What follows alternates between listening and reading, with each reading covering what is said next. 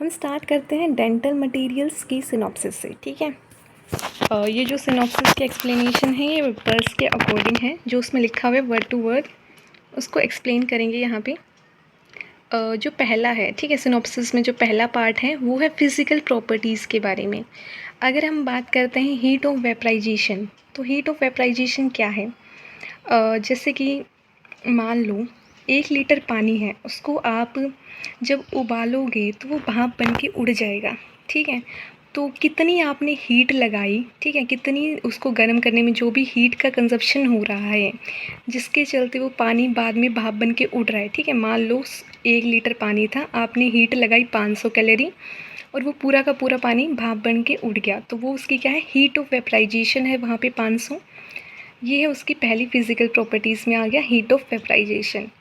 दूसरा है latent heat of fusion. ठीक है, तो लेटेंट हीट ऑफ फ्यूज़न क्या होता है कि मान लो जैसे कि फ्यूज़न क्या है, फ्यूज़ करना। ठीक है, तो जैसे मान लो कि आपके पास पानी था, ठीक है, अब पानी है, आपने 1 लीटर और थोड़ी देर बाद आपने फ्रीज़र में रख दिया और वो बर्फ़ जम गई। ठीक है, तो जैसे वो बर्फ़ जमी तो उसने अपनी हीट को क्या किया है, बाहर निकालेगा, उसका टेम्परेचर डाउन जाएगा, तो जो हीट का वहाँ पे बाहर निकली है, रिलीज़ हुई है, वो वहाँ पे हो गई लेटेंट हीट ऑफ फ्यूज़न। ठीक है, जैसे पानी का बर्फ़ बनना तो हीट का क्या होगा, हीट बाहर निकलेगी, तो वो है लेटेंट हीट ऑफ फ्यूज़न। अब अगला आता है मेल्टिंग टेम्परेचर। अगर हम बात करते हैं मेल्टिंग टेम्परेचर की, तो जैसे मान लो कि गोल्ड है, ठीक है, आप उसको क्या करोगे, मेल्ट करोगे। ठीक है, तो ऐसा कौन सा टेम्परेचर है जबकि गोल्ड है, सॉलिड फॉर्म में है, आपने उसको पिघलाया, वो बिल्कुल लिक्विड फॉर्म में आ गया। ठीक है, जैसे पानी होता है ना, वो वैसे लिक्विड में बन गया, तो वो हो गया उसका मेल्टिंग टेम्परेचर। अब बात करते हैं सब्लिमेशन की। सब्लिमेशन होता है जब एक सॉलिड चीज़ थी और वो, अब देखो, जब भी आप पहले क्या होता है, सॉलिड पे फिर लिक्विड में जाए फिर गैस में जाए, लेकिन यहाँ पे वो एक स्टेप क्या करिए, स्किप करिए। अब सॉलिड फॉर्म सीधी किस में जा रही है, एयर फॉर्म में, तो उसे कहेंगे सब्लिमेशन। जैसे कि मान लो ये कपूर की गोलियाँ होती हैं, अगर आप इनको थोड़े टाइम तक रख दो कपड़ों में, तो बाद में क्या होगा, ये हवा में उड़ जाती हैं, तो क्या हुआ, वो सीधी सॉलिड फॉर्म से किस में गई, एयर फॉर्म में, तो वहाँ पे क्या है, सब्लिमेशन है। फिर हम बात करते हैं ग्लास ट्रांजिशन टेम्परेचर की। तो ये वो क्या होता है कि एक ऐसा टेम्परेचर जहाँ पे एकदम से चेंज आता है और उसके बाद उसका कोफिशिएंट होता है, जो थर्मल को एक्सपेंशन का कोफिशिएंट है वो बढ़ जाएगा।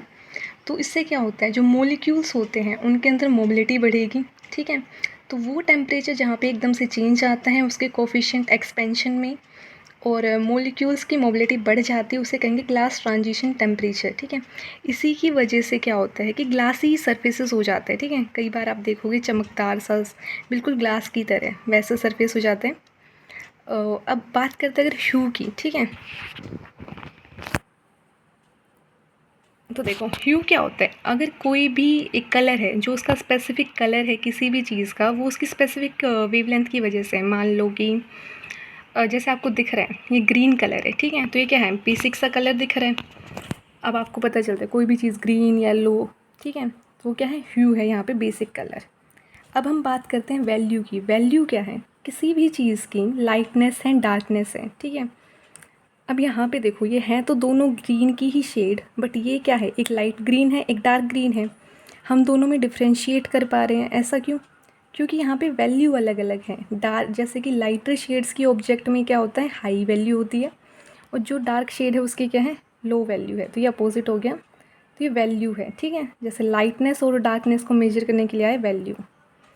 अब आता है सेचुरेशन। ठीक है, मान लो सेचुरेशन को ही क्या कहते हैं, क्रोमा कहते हैं। ठीक है, कितना कलर है, amount of colour per unit area के हिसाब से। ठीक है, अब जो क्रोमा है, क्रोमा होता है वो रिप्रेजेंट करता है कि कितना डिग्री ऑफ सेचुरेशन है। ठीक है, ऑफ अ पर्टिकुलर ह्यू। ठीक है, जैसे कि इसकी वजह से क्या होता है, कई बार आपने देखा होगा कि जैसे हमारे दांत हैं, ठीक है, किसी के ज़्यादा येलो दिखते हैं, किसी के थोड़े कम येलो होते हैं, तो यहाँ पे थोड़ा थोड़ा डिफरेंस है। तो वो क्या है, किसकी वजह से, सेचुरेशन की वजह से डिफरेंस है, कि किसी का दांत ज़्यादा येलो है, थोड़ा कम येलो लगेगा, तो वो है सेचुरेशन। अब बात करते हैं मेटामेरिज्म के फॉर्मूले की। ठीक है, मेटामेरिज्म ये एक प्रोसेस है। ठीक है, मान लो कि जब भी हम किसी चीज़ का कलर मैच करते हैं, तो जैसे कि हमने देखा सनलाइट में, तो वो हमें अलग कलर दिखेगा। अब हम उसी चीज़ को क्या करेंगे, अगर थोड़ा सा भी हम उसको बल्ब में देखेंगे, ठीक है, मान लो हम अंदर आके देख रहे हैं, तो उसका जो कलर होगा वो डिफरेंट होगा, ठीक है। तो वो डिफरेंट क्यों है, यहाँ पे जो आ गया वो है मेटामेरिज्म, ठीक है। इसीलिए हमेशा कहते हैं जब भी दांत की हम लोग शेड मैच करते हैं तो हम लोग कहते हैं कि भाई ये जो चेयर की जो लाइट है उसको बंद कर दो, बाहर जाके देखो, सनलाइट में देखो, या फिर बिल्कुल लाइट बंद करके देखो, ठीक है। क्योंकि लाइट की वजह से, लाइट सोर्स की वजह से थोड़ा कलर में चेंज आता है। अब आता है फ्लोरोसेंस क्या है, कि जो अब क्या होता है कि दांत ना एनर्जी को एब्जॉर्ब करता है, उसके बाद कन्वर्ट कर देगा लाइट में, और वो खुद एक सोर्स बन जाता है, लाइट सोर्स, ठीक है।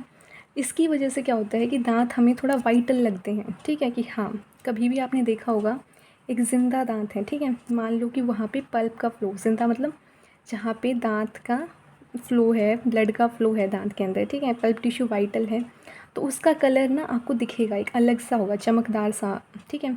लेकिन वहीं पे अगर आप कंपेयर करोगे, ठीक है, एक में जिसमें आरसीटी फेल होगी या फिर वाइटल नहीं है वो दांत, तो उसका कलर डिफरेंट होगा, ठीक है। तो वो किसकी वजह से, फ्लोरोसेंस की वजह से, ठीक है। तो आज की वीडियो में इतना ही। अगर आपको पसंद आता है, थोड़ा बहुत भी समझ आता है, तो प्लीज़ सब्सक्राइब और प्लीज़ कमेंट करना अगर आपको थोड़ा बहुत समझ आया।